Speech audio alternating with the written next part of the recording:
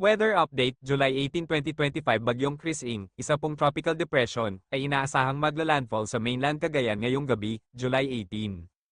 Sa Northern Luzon, lalo na sa Cagayan at mga kalapit na probinsya. Malalakas na pag-ulan, matinding hangin, at mataas na alon ang inaasahan. Posibleng pagbaha at pagguho ng lupa, samantala, sa ibang bahagi ng Luzon, kabilang ang Central Luzon at Metro Manila, makakaranas pa rin ng malalakas na pag-ulan at thunderstorms dahil sa habagat na pinalalakas ng bagyo. Paalala sa lahat, manatiling nakatutok sa mga abiso ng pag-asa at lokal na awtoridad, iwasan ang paglabas kung hindi mahalaga, maghanda ng emergency kit, flashlight, at power bank, ingat po tayong lahat.